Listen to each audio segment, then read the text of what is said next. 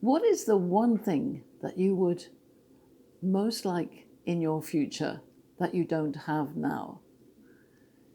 Maybe it's love, maybe it's money, maybe it's good health, maybe it's a role that is currently out of your reach. Maybe it's a piece of work that you know you have to achieve and you haven't quite done it yet. It may be that you want to have a family. You're at that younger stage of life than I am now that I'm a grandmother. What is it you desire in your future? As human beings, I believe that we all want a life of love, respect, and trust. Now, I've been inviting my clients and my friends to talk about what they desire in their future. If they had, if you like, a magic wand and they could have anything they like. You're like Aladdin, you've got 3 wishes. What would they be? And how much of those wishes would include those that you love around you? Would it be to get rid of people that you don't like? Or would it be to love humanity? There are so many choices. My name is Pauline Crawford, and I'm CEO of Corporate Heart International. And I'm very passionate that people, you and your colleagues and your family and your friends, should have the best life possible. Is that a magical dream for me? It comes down to some basics. Do you want to live your life with love or fear? And actually, those are the only 2 emotions. We get so complex in life. We have a lot of arguments about left and right. What is right? What is wrong? Is business supposed to be about profit and shareholders? Or is it about customer loyalty and stakeholders? Is it about men running the show? Is it about men and women coming together? Are there different ways to do things? These are all the things that I challenge you with today. What is it you want? And how can you separate life and business? Now, in my experience of studying gender dynamics and men and women across the world in all sorts of guises, generations, diversities, the majority of people want a life of love, respect, and trust. Now, in order to do that, there are some keys along the way, which I have promised to share with you. The work that I do maps out who we are as men and women. It looks at the fundamentals of our biology in order to understand behavior as a start point. It's not everything. Everything else, your personality, your background, the life that you've lived so far, all of those things come into who you are today. But I'm asking you to look into your future. And if you desire to have love, not fear, in your work life and your home life, then it starts with you. So the first lesson today is, how do you value yourself? And why? Why do you value yourself? Why is it some people don't value themselves? That is intriguing. We're all born with a body. We're a baby as we come into the world. We come in, I believe, with very innate natural talents. And then we get influenced, impacted, changed, transformed by our families, our parents, our schools, our friends, the experiences around us in the world. But come back to who you are and what your value is. You can't be out there in the world if you don't understand your value. That's my basic principle for today. So your value is intrinsically, yes, the things you've learned, but it's majorly what you are naturally. Are you an extrovert, an introvert? Are you male, female? Have you children or grandchildren? Do you not have those?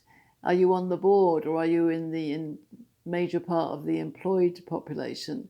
Do you run your own business? What is it you do? But what do you value? So I want you to consider a very simple value proposition, is to examine who you are in a very simple way. Physically, mentally, emotionally, and what I'm going to call essentially. This is a very simple startup exercise for you. So physically, are you fit? Are you healthy? Are you looking after yourself? If a 0 to 10 score, and you on an average day Are you a 10? Can you run down the street without getting out of breath? Well, run in your manner.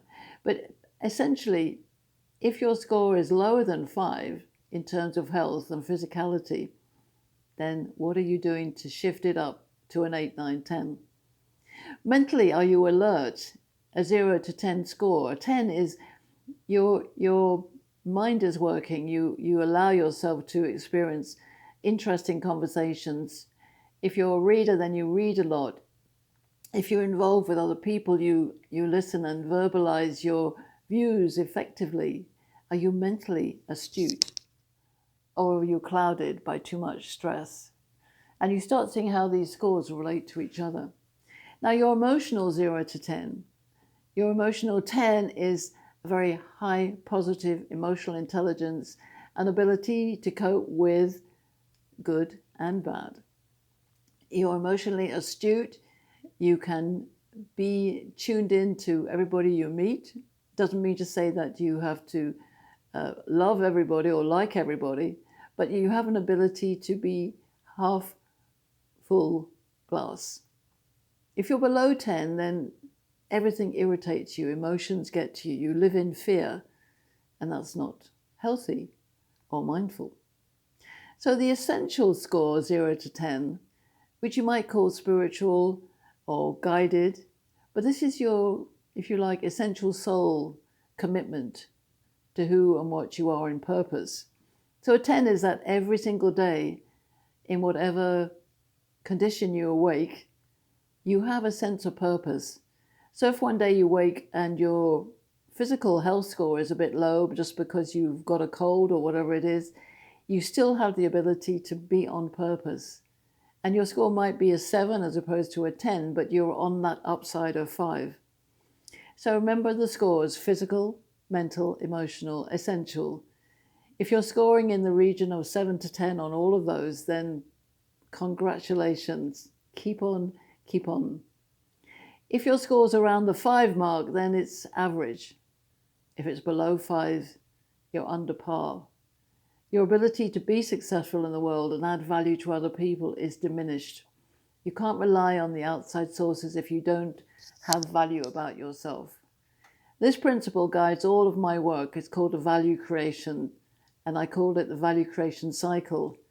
If I know myself and I look to my own excellence, not in a sense of ego or separation from other people, but to put that life-giving airbag on your face first, as they tell us on the aeroplane. So if your score is nearer to a 40 out of those scores, then you can give your gift to the world and create value in relationships, in business, in life, in family.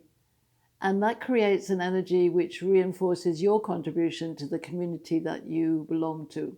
And we all belong to a community, whether that's our family, our locality, our country, our world, our business, the team that we belong to, whoever it is. We need to start with the me. And that is your responsibility. So take stock of what your natural 40 is. And I will come back to you tomorrow with some more guidance.